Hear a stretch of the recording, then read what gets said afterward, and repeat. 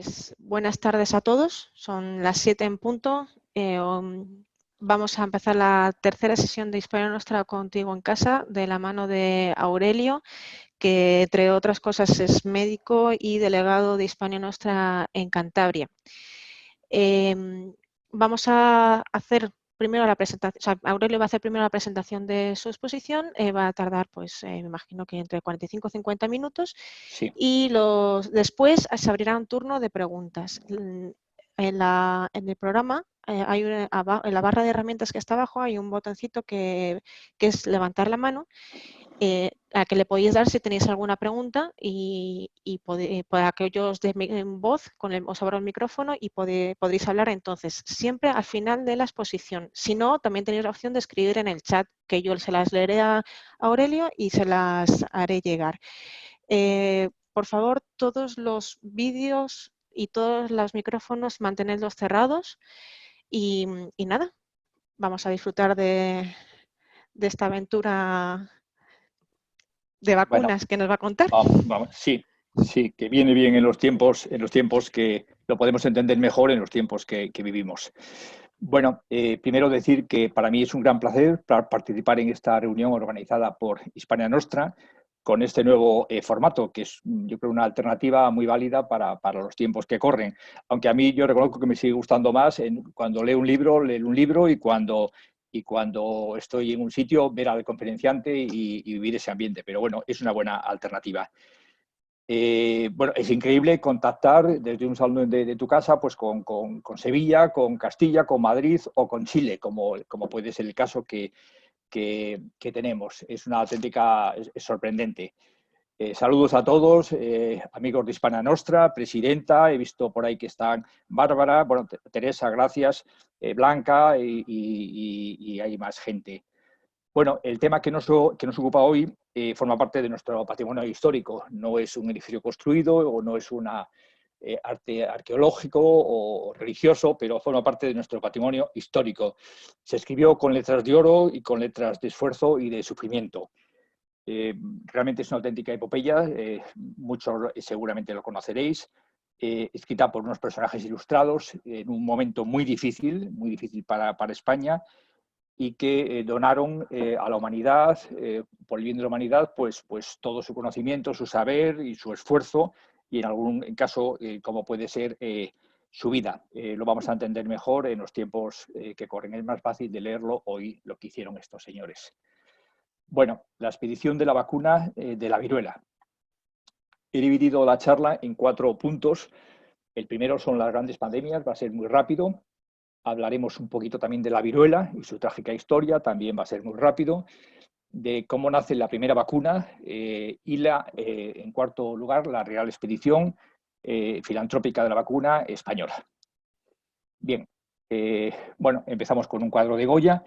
Las grandes pandemias. Las grandes pandemias siempre nos han asolado desde que la historia, desde que el mundo es mundo.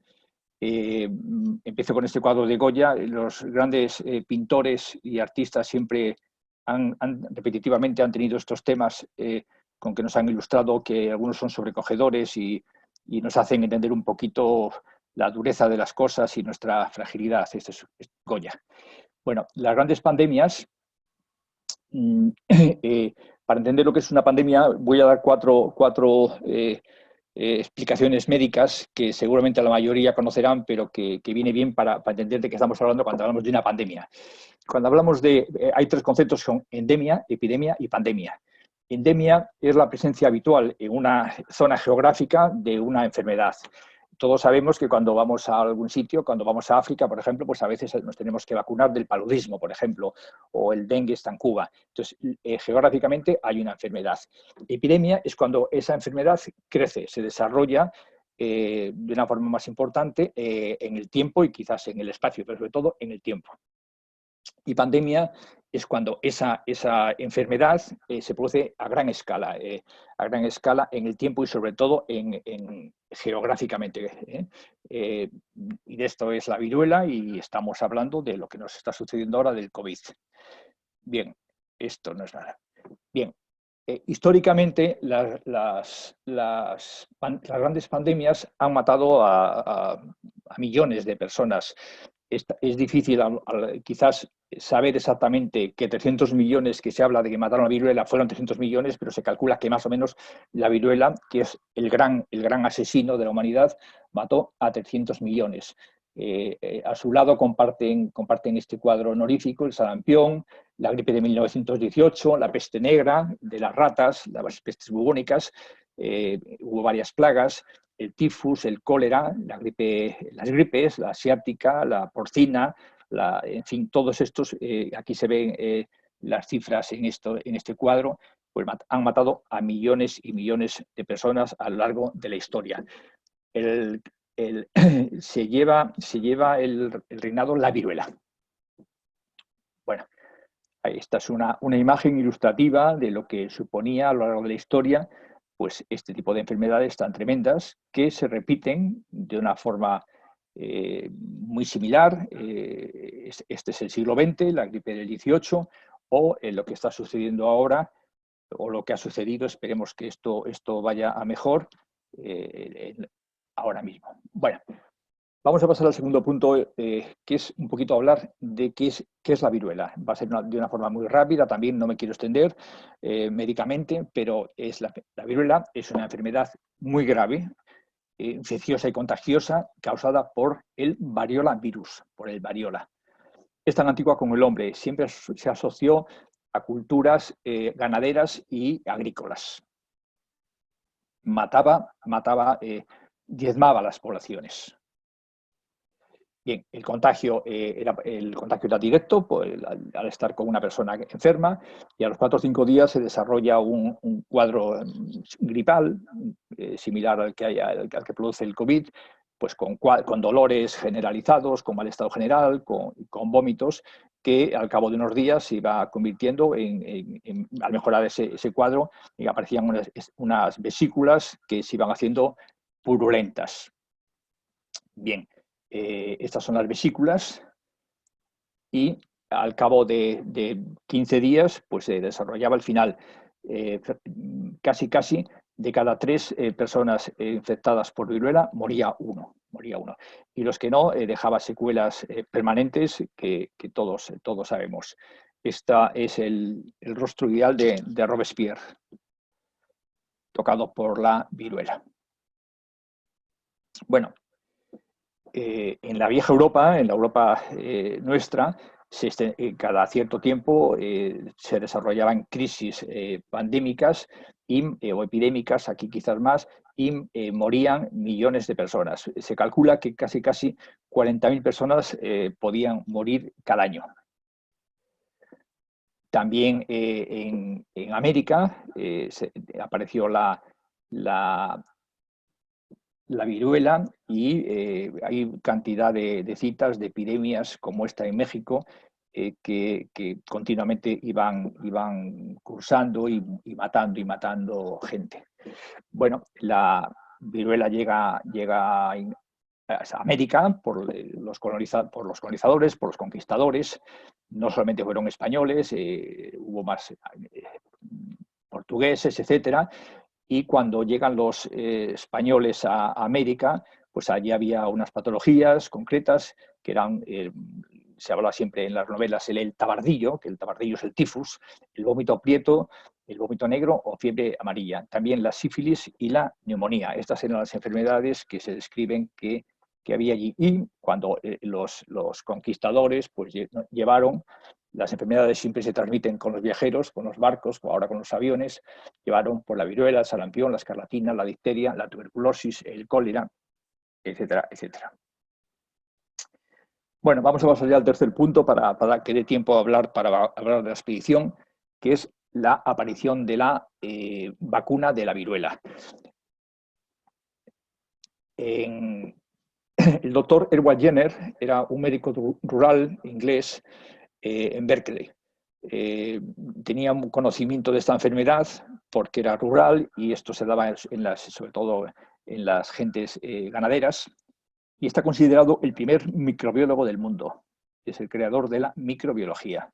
Bueno, este señor, este médico, tenía un gran conocimiento, era un hombre ilustrado, y tenía experiencia en la práctica rural.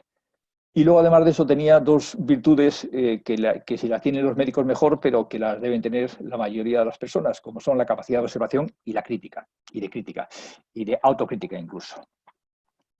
Bueno, él se dio cuenta inmediatamente de que le pasaban dos cosas. Uno, las vacas, en Inglaterra lo describen en los libros cuando se leen esto, que eran mujeres las ordeñadoras. Los hombres no ordeñaban las vacas, las ordeñaban las mujeres. Bien, pues él se dio cuenta que en las ubres de las vacas, como se ve aquí pues aparecían estas pústulas que también veía en los brazos de las ordeñadoras. Y bueno, cursaban con una enfermedad benigna y al poco tiempo pues mejoraban, desaparecían las pústulas y se acabó, y adiós. Bien. Y él también se dio cuenta que esas vesículas eran exactamente iguales a esa otra enfermedad que era la viruela mortal. Pero también él se dio cuenta de que nunca las ordeñadoras padecían la enfermedad. Las ordeñadoras eran las únicas personas de su comunidad que nunca jamás tenían esa enfermedad ni morían. Eso se lo dio el tiempo y la experiencia. Bueno, y aquí empezó el hombre a darse cuenta de que algo pasaría y no sabía cómo, ni lo podía explicar científicamente, pero empezó a darse cuenta de que una de las viruelas, la viruela de las vacas, protegía de alguna forma a la viruela mortal. Él podría demostrar que con una viruela no se tendría la segunda. Bueno, pues después de darle vueltas a todo este tipo de cosas, hizo un experimento tremendo. El 14 de mayo de 1796 inoculó a un niño, a James Fitz, con la viruela de los brazos de una ordeñadora, de Sarah Names. 15 días después inoculó al niño, bueno, el niño enfermó levemente y a los 15 días estaba bien. Bien, sanó totalmente, estaba totalmente normal. Bueno, entonces, 15 días después de la primera experiencia, inoculó al niño la linfa de la terrible viruela. Eso es terrible lo que hizo, pero no enfermó. Tenía razón, no enfermó. Y hizo esta experiencia en algunas personas más y fue bien, ninguna enfermó. Bueno, ahí no sabía cómo, pero había descubierto la vacuna. Aquí repito lo que acabo de comentar. Del brazo de Sara infiltró al niño, a James, también en el brazo. Desarrolló una enfermedad y curó. A los pocos días del brazo de una viruela, infiltró al niño. Y a los pocos días, digamos, no pasó nada. Bien. Publicó a los pocos, después de hacer más experiencias, publicó un trabajo, examen de las causas y los efectos de la variola, y bueno, pues explicó de alguna forma lo que era una vacuna. Cuando hablamos de vacuna, nos creemos muchas veces que estamos hablando de un tema, de un término científico y muy médico. Bueno, pues vacuna es simplemente hacer a las personas vacas, es hacer de alguna forma vacas a las gentes. Este grabado explica un poquito lo que es el origen de la vacuna. Son grabados muy bonitos. Bueno, las críticas fueron durísimas. Se le llamó de todo. En aquel momento no había fotografías, pero se hacían este tipo de dibujos tan sorprendentes y bueno, pues le llamaron de todo, desde asesino, como se puede, hasta especulador, pesetero, mentiroso, farsante, todo lo que se puede imaginar. Aquí vemos, por ejemplo, este grabado, una vaca, medio vaca león, comiendo niños, defecándolos, en fin, vemos lo mismo otros dibujos tremendos. La vacuna, unos diablos engañando a un niño para vacunarle. Otro grabado en el cual pues se ve que después de las vacunas en los brazos a esta señora, a estos señores ya les ha vacunado y le salen vacas de las carnes y de las narices y de los brazos y Claro, estos dibujos eran demoledores en aquel momento. O este otro en el cual se le ve a Jenner con el dinero en la mano, especulando con el dinero y dejando enfermos, tullidos, en fin, todo este tipo de... Las críticas fueron tremendos. No se vacune, es peligroso, la muerte, etcétera, etcétera. Bueno, sin embargo, bueno, pues Jenner no se desanimó y continuó con éxito vacunando y la vacuna se extendió por Europa. Llegó a España en 1800 y se vacunan el doctor Piguillén en España hizo las primeras vacunaciones. También Jenner mandó de alguna forma algunas vacunas a Estados Unidos. Bueno, la eficacia fue comprobada y Europa se libró un poquito de esta tremenda pandemia. Bien, vamos a pasar ya al cuarto punto, que es la expedición filantrópica, que es lo que nos ocupa.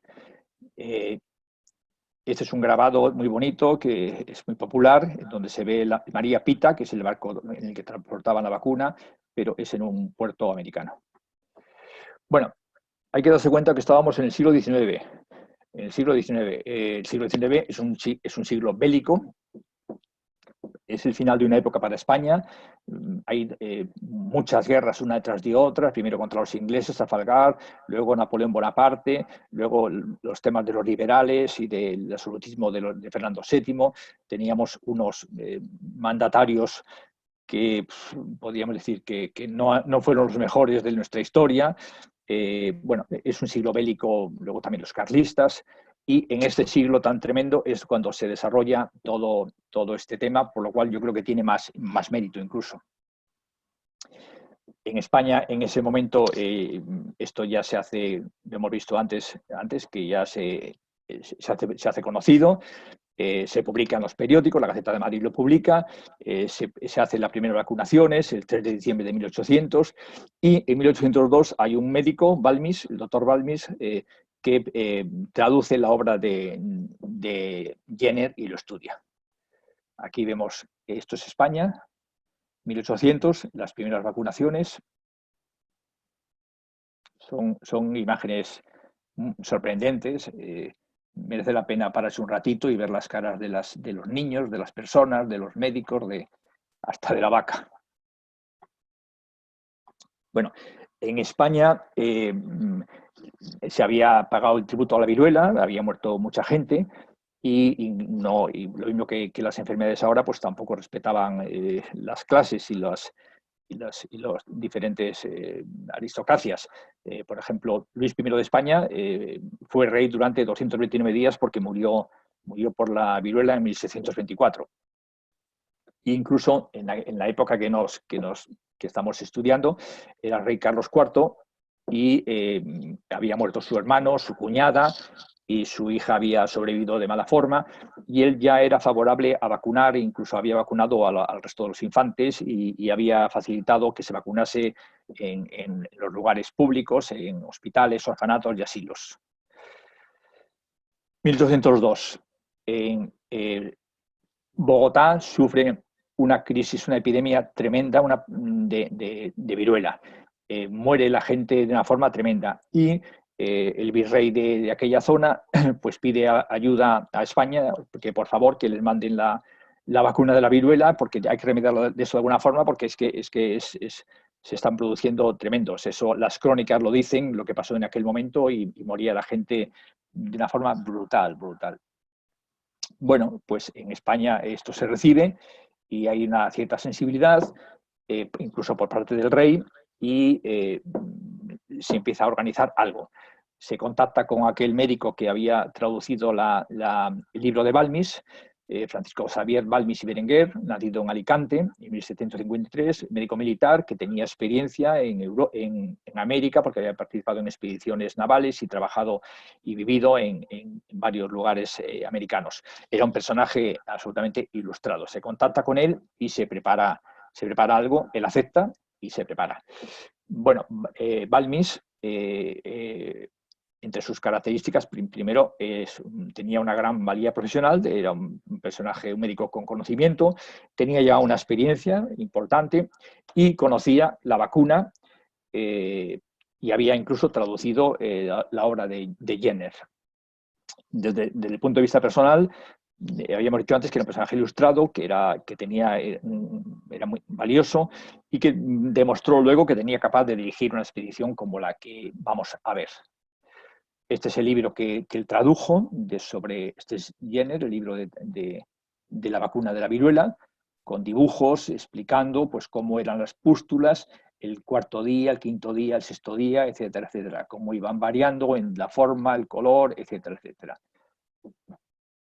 Bueno, pues Jenner se pone manos a la obra y él plantea que hay que tener unos objetivos y unas necesidades. Objetivos. El primero, llevar la vacuna de la viruela a todos los territorios españoles y de forma filantrópica. Y no solamente llevarlo, sino establecer ahí un plan de vacunación, o sea, tener algo organizado que veremos luego. Para eso necesita un equipo profesional y sobre todo necesita transportar la vacuna.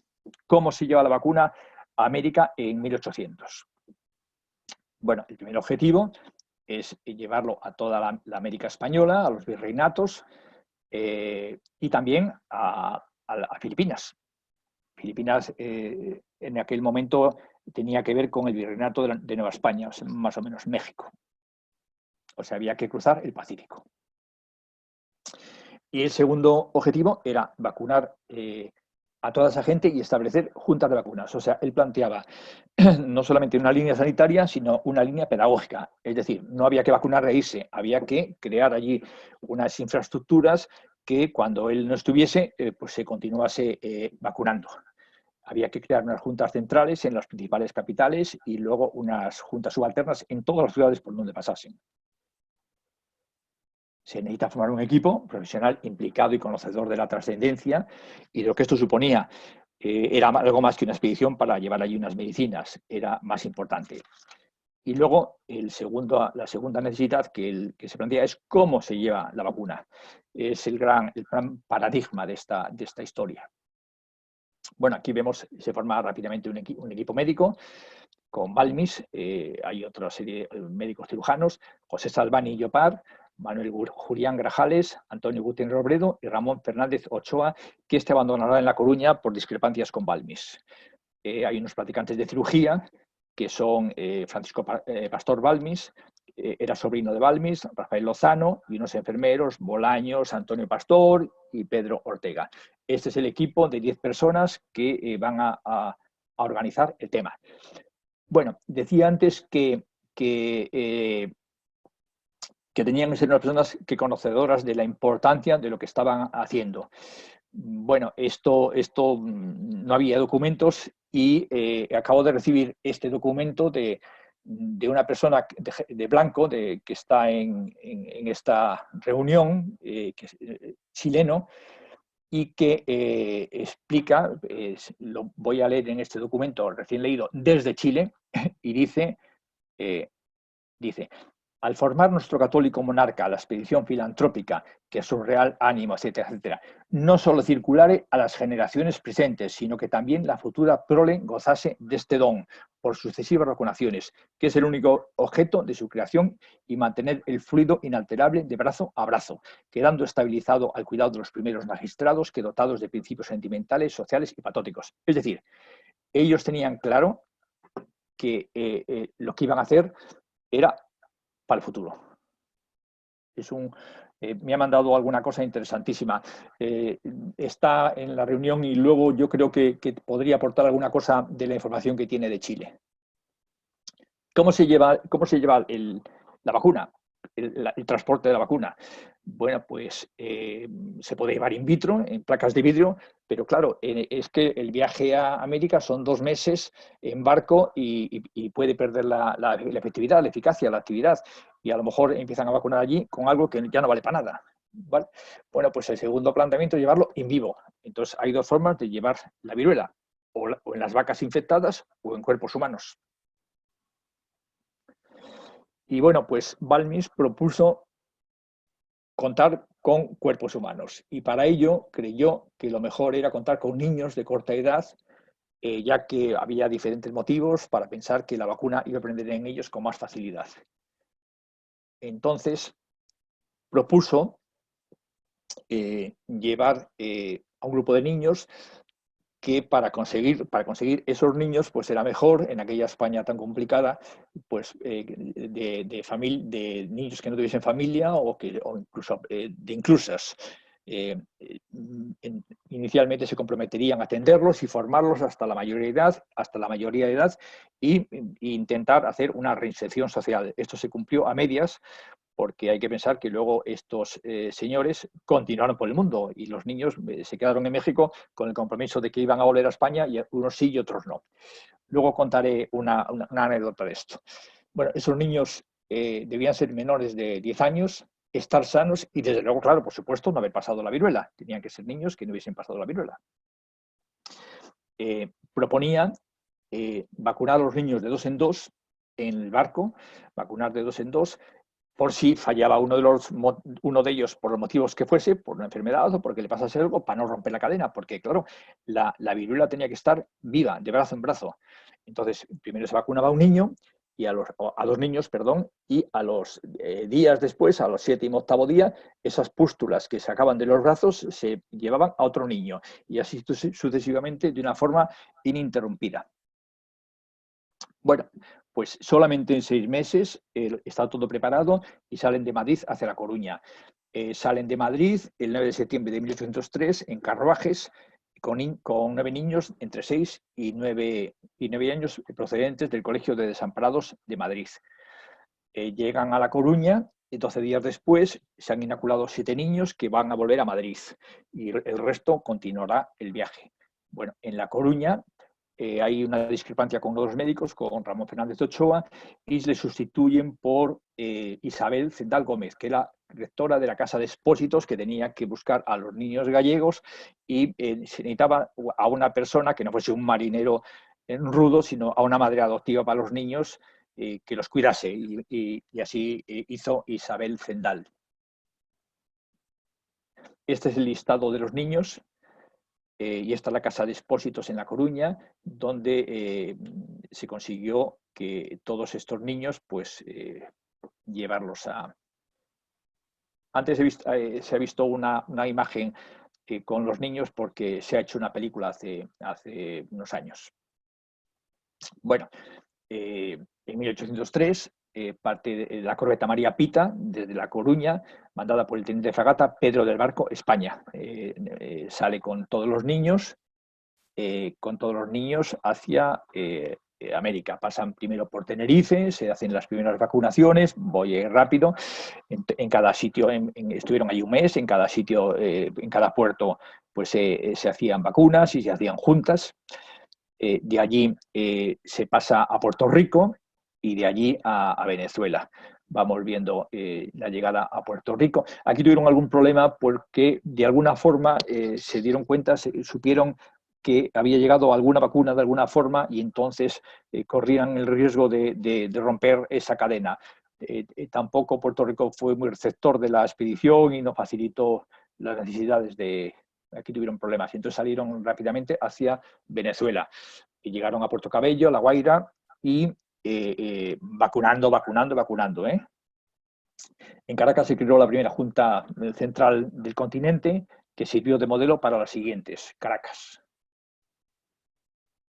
Bueno, estamos el 8 de mayo de 1804. El mundo es muy grande y ellos son 10 personas.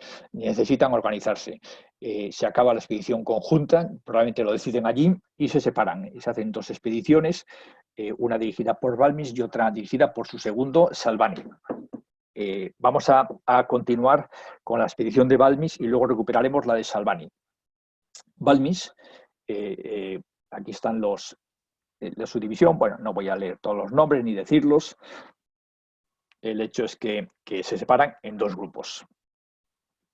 Balmis sigue con la corbeta María Pita y con niños venezolanos, y pues van a Nueva España. Nueva España no era solamente México, sino que aquí lo vemos, México, sino que es toda esta zona, Guatemala, Honduras y todo esto. Aquí se van... bueno, perdón, antes están en La Habana, sí, vacunan en La Habana y llegan a Nueva España. donde de nuevo esta primera expedición de Balmis se separa en tres y van a ir vacunando. Balmis toda la zona de México y Robledo el Yucatán y Pastor toda la zona de Nicaragua, Guatemala, etcétera. Entonces están 6 meses vacunando a todo por aquí y se reúnen en Acapulco para cruzar el Pacífico y continuar su viaje hacia Filipinas. La otra expedición de Salvani estaba, luego la recuperaremos, se queda en América.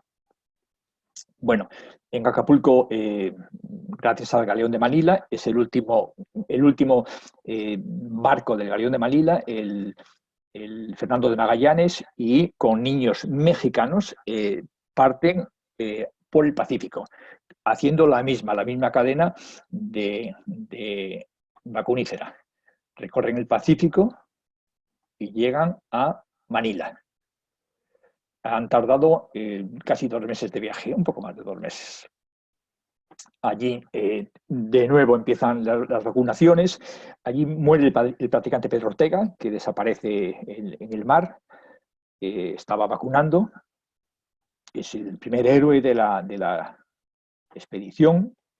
Y después de vacunar por las diferentes islas y por los diferentes sitios de Filipinas a casi 20.000 personas, deben separarse y hay parte de la expedición que debe volver a México, además con los niños, que es la de Gutiérrez Robledo y María Zendal. Vuelven por el Pacífico a México, y Balmis y los Pastor continuarán por el Índico y van a dar una vuelta al mundo, al Cabo de Buena Esperanza. Pasan por China. En Balmis y los Pastor vacunan en China, en Macao. Allí forman juntas de vacunas, enseñan a vacunar. Pasan la historia, cuando lees la historia de ellos, allí pasaron muchos problemas, muchos peligros, pero en colonias inglesas también vacunaron. Y por fin, después de hacer todo esto, recorren el Índico y llegan a Lisboa el 14 de agosto de 1806, 32 meses después de salir de España, de La Coruña. Bueno, es recibido por el rey, es acogido como un héroe, se le nombra cirujano de cámara. Sin embargo, claro, había que pensar que en ese momento, en 1806, España acababa de salir de Gibraltar y nos iba a invadir Napoleón. Estaba en un momento con unos reyes, con Carlos IV, bueno, que cazaba muy bien, pero nada más, y que cazaba, bueno, no sé si cazaba, y que bueno, íbamos a tener gran problemas. En 1806, por ejemplo, pues los ingleses conquistan Buenos Aires, nos atacan por todos los sitios y nos van a atacar dentro de poco los franceses. Bueno, todos los resultados se publican, se reciben elogios. Jenner elogia la hazaña como una epopeya mundial, sanitaria, y bueno, pues ahí se acaba esa primera parte de la expedición. Posteriormente, Balmis volverá a México, pero ya como para controlar un poquito qué es lo que ha pasado. Murió en el año 1819. Bueno, nos hemos quedado aquí en la 3, expedición de Salvani, en 1804. Hemos dejado a Balmis en 1806, pero nos corresponde bajar a la América del Sur. Bueno, José Salvani Llopart es el subdirector de la Real Expedición Filantrópica de la Vacuna. Había nacido en Lérida en 1776, cirujano por el Real Colegio de Barcelona, médico militar, y era un hombre de precaria salud, pero de voluntad de hierro. La expedición de Salvani, con los Salvani y Grajales, Lozano, Bolaños y toda la actividad que veremos ahora que van a desarrollar en la América Meridional. Hemos quedado que aquí esta zona fue vacunada por Balmis y les quedaba pues toda América al resto de la expedición. Bueno, inmediatamente de nuevo se organizan diferentes equipos. Por un lado Salvani y Lozano y por otra parte Grajales y Bolaños. Hay que pensar que en todo ese tiempo iban llevando niños, iban cambiando niños. Las vacunas estaban vivas. Vamos, las viruelas, perdón. El equipo de Salvani y Lozano vacunaron Venezuela, Colombia, Ecuador, Perú y Bolivia. Bueno, Bolivia y Paraguay que estaban todo aquí. Y el equipo de Grajales descendió a Chile, que pensaban llegar a Buenos Aires, pero por los motivos que veremos no pudieron llegar. Pero toda esta zona fue vacunada por ellos. Aquí vemos a Grajales y Bolaños que vacunan Chile. Imágenes ilustrativas de cómo debía ser la situación.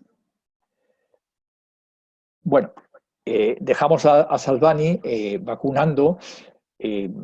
Habíamos dicho antes que era un hombre de salud mala, va deteriorándose su salud, va perdiendo, parece ser que incluso pierde un ojo, y va empeorando su salud de una forma tremenda. Al final ya hay un escrito de su compañero y que dice, Lozano, que dice que se contaba muy mal Salvani y se confundía con la apoplejía por la intermitencia de su pulso y por la respiración estentórica procedida de movimientos convulsivos y el síncope. Estaba muy mal, de tal forma que el 21 de julio de 1810, en Cochabamba, Bolivia, muere a los 33 años de edad, víctima, aparentemente nos dicen, de una tuberculosis pulmonar. Había recorrido casi 18.000 kilómetros y había efectuado una vacunación masiva. Probablemente entre todos vacunan a 1 millón de personas. Y crean juntas de vacunas, claro. José Salvani. Bueno, Manuel Julián García Grajales, el otro médico compañero Salvani, que era toledano, médico cirujano y expedicionario, aunque tardó bastante en conseguir el título de médico, pues se le encomendó vacunar Chile. Allí hemos recibido, luego probablemente debe decir algo Blanco, que es el experto chileno que está en esta reunión, sobre él me ha mandado papeles muy interesantes. Bueno, muere luego ya he puesto aquí 1824, muere en 1855 en Cádiz. Estos son documentos recién recibidos desde Chile. Voy a leer. Esto avala que se están creando en ese momento, en 1810, juntas de vacunas en Chile. Dice, certifico en cuanto puedo y al lugar, el licenciado Manuel Grajales, comisionado por su majestad para propagar el fluido vacunal en este tal, está creando juntas de vacuna. Julio de 1808. He puesto 1810, es 1808. Otros documentos, un periódico de Chile, en el cual se dice que en 1812 de nuevo hay un brote de vacuna y que hay que volver a vacunar y se retoma. Un escrito de Grajales en Chile. Y bueno, pues este es el periplo de ambos. Primero, la vuelta al mundo de Balmis y todo el movimiento a través de las Américas de los otros. Bueno, como final de esta charla, decir que en 1796 el doctor Jenner crea la vacuna de la viruela. De 1803 a 1812 la expedición española de la vacuna acabó o empezó para acabar con la viruela en América.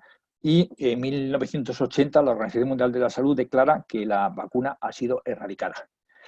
Bueno, los resultados: es una vacunación gratuita y sin distinción de género, raza o religión. Otro 250.000 de habitantes de Latinoamérica y Filipinas fueron vacunados en los años siguientes. Es un hito histórico de la salud pública sin precedentes. Es la primera campaña mundial de vacunación masiva. Su desarrollo tuvo lugar en un momento político tremendo, ya hemos hablado de la situación en ese momento de España. Edward Jenner lo calificó de gesta histórica y por nuestra parte, pues es algo que ya se repite de vez en cuando. Hay un olvido histórico total. No cuesta encontrar las caras de todos estos médicos, no son desconocidos. Para saber más, se ha escrito muchos temas sobre él. Este libro, Los héroes olvidados, me parece muy interesante para el que quiera leer algo. Antonio Villanueva es un médico vasco de Bilbao. Yo hablé con él hace tiempo por teléfono, no he estado nunca en persona, pero hablé con él porque habíamos hecho cosas, parecía que nos conocíamos y que nos gustaban las mismas cosas. Y entonces un día le llamé por teléfono y para hablar y me comentaba una cosa, decía que él, al presentar este libro, Los héroes olvidados, que en no sé qué parte, no lo recuerdo, pues alguien se levantó y quiso hablar con él y no sé qué y tal, y al final pues resultó que esa persona en la sala era un descendiente de uno de los niños que era marino, y había sido marino como consecuencia de la influencia de este viaje. Todos la descendencia de ese niño habían sido marinos. Hay más libros. Esta es la película que se hizo. Es un melodrama, no es una gran película. El primer conocimiento que yo tuve de esto es de este señor, José Luis Casado Soto, un sabio de Cantabria con un cerebro tremendo, y es el primer trabajo que yo he conocido de esta, y quiero recordar aquí. Bueno, Balmis ha sido de alguna forma ahora homenajeado con la operación Balmis, como todos sabemos. El colectivo de las Fuerzas Armadas frente al COVID, pues la operación ha tenido su nombre. Y bueno, pues estoy acabando. Este es un dibujo de un gallego, un buen amigo gallego, Santiago Saifouz, y es un consejo, además de vacunarnos y todo esto, no perdamos lo que hemos ganado, hay que hacer las cosas bien. Lo ha hecho ayer. Y nada, pues muchas gracias. Esto es lo que yo quería decir. Espero que les haya gustado. Muchas gracias. Pues muchísimas gracias a ti, Aurelio. La verdad es que ha sido muy interesante y muy ilustrativa y adecuada en estos tiempos. Sí. Era muy acertado el nombre de Operación Balmis para estos días. Sí. Bueno, pues nada, tenemos bastante tiempo para preguntas o algún comentario que alguien quiera hacer. Sí. A ver, pregunta. Me gustaría sí. que Pablo Blanco, desde Chile, porque es que es sorprendente que en estas reuniones pues estemos hablando con Chile o estemos hablando con California, creo que también hay. Pablo Blanco puede decirnos alguna cosa aparte de Chile. Un segundito, que antes tenemos una pregunta de Elena, sí, que dice que al final, ¿qué pasó con los niños españoles que fueron a México? Bueno, hay un poco de controversia en el sentido de que, bueno, también incluso Balmis cuando volvió a México quería saber cómo estaban los niños y, bueno, pues probablemente pasó de todo. Algunos fueron acogidos por familias, otros los primeros se volvieron con el María Pita y con su capitán, pero probablemente, bueno, pues alguno quedaría allí, no sé lo que, no sé, algunos sé que fueron bien tratados, pero existe la duda de que todos acabasen bien los niños. Es difícil Desde luego, saberlo. Sí, en el viaje, en la película que yo vi en televisión murió un niño por una meningitis, pero yo en los libros que he leído no murió ninguno. Y sin embargo murieron los dos, el médico y el practicante. En general te están agradeciendo la conferencia, muchos dicen que es muy interesante. Tiene una pregunta Enrique que dice que ¿por qué se dice el esfuerzo adicional enorme en China? Perdona, ¿por qué se hizo? El esfuerzo adicional considerado enorme en China. Bueno, sí, cuando Balmis dejó Filipinas al volver a España, pues paró en China y, bueno, pues enseñó su conocimiento. Sí. En China se hacía una técnica que se llamaba la variolización, que consistía en hacer una incisión era profiláctico a un paciente y introducirle las pústulas de un enfermo. Y eso bueno, pues en algunos casos pues hay gente que dice que fue bien, pero en otros era peligrosísimo, claro. Y eso lo conocía Balmis.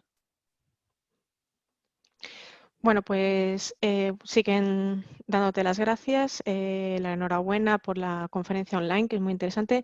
Voy a dar un poco de turno a Pablo Blanco. Voy a abrirle el micrófono, Pablo, por si quiere decir algo. Okay. ¿Se escucha bien? Sí, perfectamente. Ya. Hola, buenas tardes a todos. Espero que entiendan mi acento, además, que es chileno, lo siento, es lo que hay.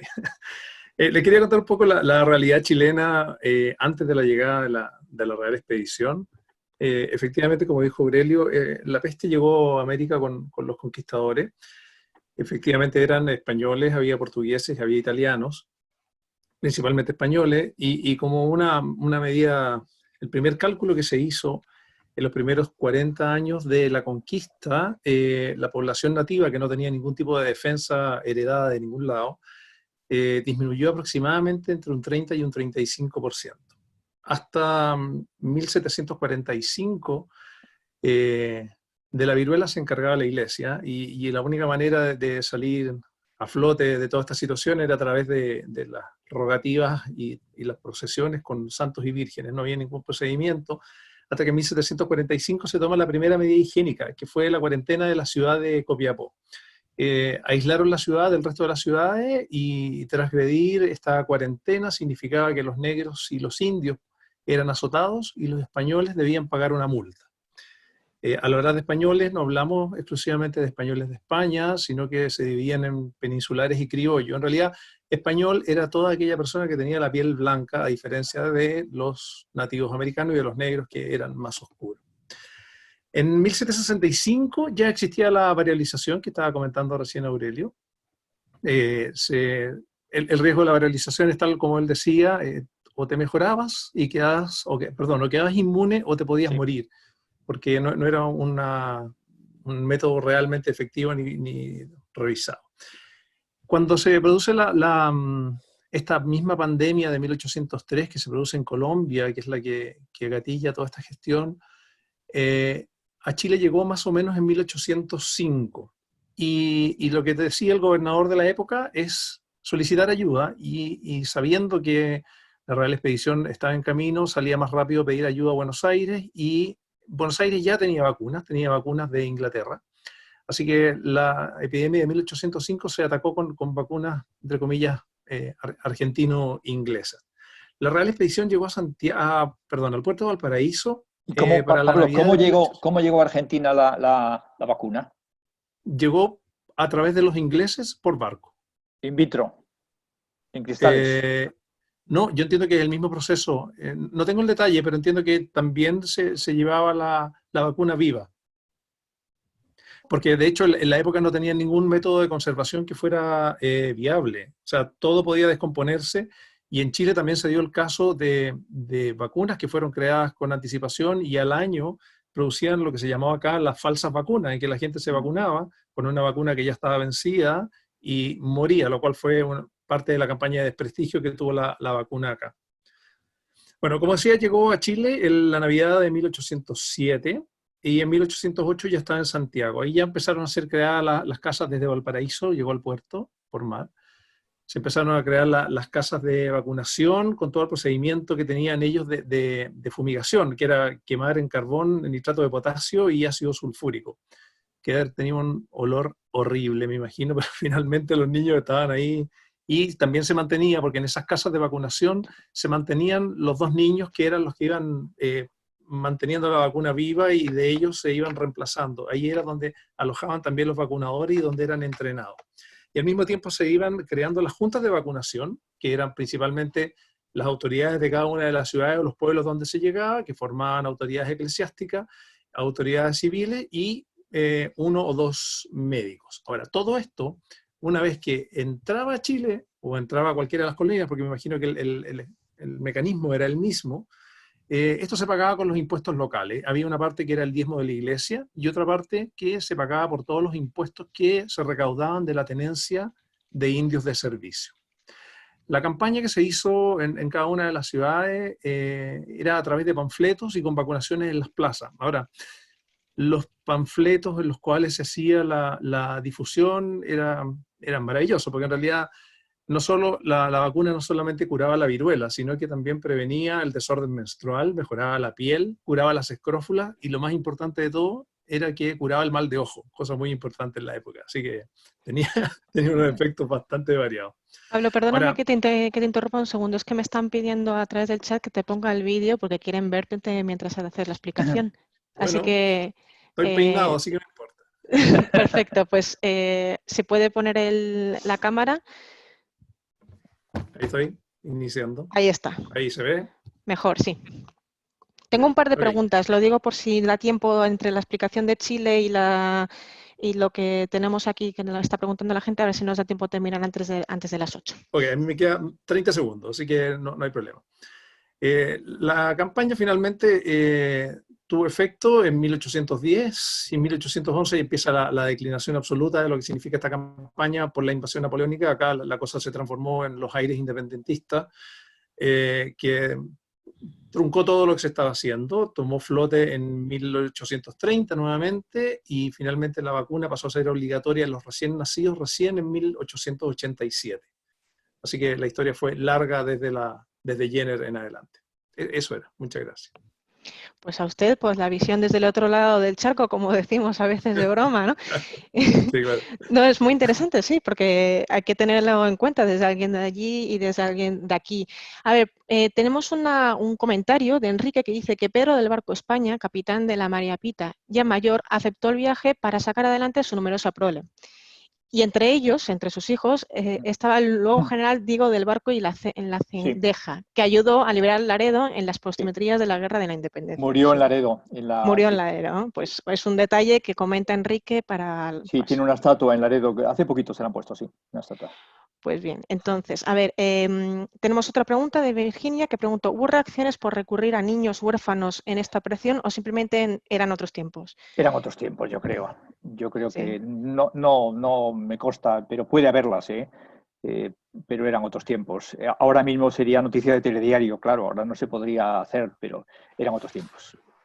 Bueno, la tecnología ha mejorado en ese sentido Sí. Positivamente. Sí. Dice Virginia que ella piensa que la gran dificultad para realizar ahora investigaciones de este tipo, pues no todo el mundo se ofrece voluntario para ese tipo de experimentos tan necesarios, pero que a la vez son tan peligrosos. Hombre, probablemente esos niños que estaban en inclusas, en algunos de ellos mejoraron su vida. Yo imagino en 1800 en una inclusa en La Coruña o en Madrid, el futuro no debía ser muy halagüeño. Probablemente a algunos de ellos les fue mejor, probablemente. Pregunta Enrique, es una pregunta capciosa. ¿Qué posibilidades hay de que la viruela u otro virus se usen como arma por estados u organizaciones terroristas? Sí. Existe esa posibilidad, claro. Se conservan cepas de viruelas, por si hubiese que preparar otra vez las vacunas y pueden ser utilizadas. Es una posibilidad terrorista, claro. Como de cualquier otra. Como Como cualquier el otra, antras, sí. Hay fármacos que se utilizan, yo los utilizo, por ejemplo, el Botox, la toxina botulínica utilizada desde el punto de vista, por ejemplo, si en una ciudad como Madrid llevase los depósitos de agua con toxina botulínica, en 24 horas moría todo el mundo por parada respiratoria, la musculatura se deja de funcionar, se paraliza. O sea que sí. Bueno, no sé si hay alguna pregunta más, si alguien tiene. Yo voy a aprovechar y voy a hacer una. Tenemos todavía un par de minutos. Ahora, al principio de la conferencia decía que la reacción de la gente ante las vacunas era de absoluto rechazo y casi le llamaban pues eso, asesino. ¿Qué opinión hay al respecto a que actualmente hay otra vertiente muy potente antivacunas y que utiliza en ciertos aspectos métodos completamente anticientíficos para rechazarlo, pero que está teniendo mucho calado? Sí. Bueno, desde el punto de vista médico, yo soy médico y utilizo vacunas probablemente, como cualquier otra cuestión en el mundo, hay una parte económica y habrá gente que quiera enriquecerse con cualquier circunstancia, llámese vacuna o llámese coches. Vale, pero desde el punto de vista científico, la vacuna ha acabado con la mayor parte de las enfermedades del mundo, no solamente con las que hemos visto, sino la tuberculosis, la difteria. Probablemente el SIDA lo venceríamos con una vacuna. Probablemente esta que nos está afectando ahora, estamos esperando una vacuna. Como todo, se puede utilizar bien o mal. Las vacunas bien utilizadas es un arma terapéutico sorprendente. Por ejemplo, ha habido no sé si ha sido la difteria, ha habido algún caso de, perdón, la tosferina, la tosferina, sí, que estaba prácticamente erradicada y ha habido algún caso y con muerte de niños porque no sé, movimientos antivacunas. Bajo el punto de vista médico mío personal y mi experiencia, la vacuna bien utilizada como todo, como un antibiótico, es un arma de primer orden. Vamos, a lo mejor habría que explicarles esta expedición para que intentásemos cambiarles de opinión, ¿no? Tenemos dos preguntas más, las últimas. Nos dice Abel, dice que no le quedó claro por qué se utilizaron niños. Bueno, se podían llevar en adultos también, pero el niño aparentemente las pústulas que se hacían en los brazos iban mejor. Y luego probablemente también pues por cuestiones estratégicas, porque era más fácil llevar a 12 niños que a 12 adultos vacunándose. Bueno, y la última pregunta. El niño no te iba a discutir, el pobre hombre. Sí. No se iba a enfadar nunca. Pregunta Gemma que si es cierto que existen virus ocultos bajo el hielo de los polos y que pueden despertar por calentamiento global. Pues sí, lo hemos leído todos. Yo la verdad es que no lo sé, pero yo lo he leído, sí, he leído cosas de ese tipo, sí, que al descongelarse los polos hay cepas de gérmenes que pueden tener actividad, sí. El antrax, sí, sí. Sí, la viruela también, claro, sí, es posible. Yo no lo sé, lo he leído, sí. Bueno, algo tan chiquitito que no se ve y que puede hacer tanto daño. Bueno, pues sí.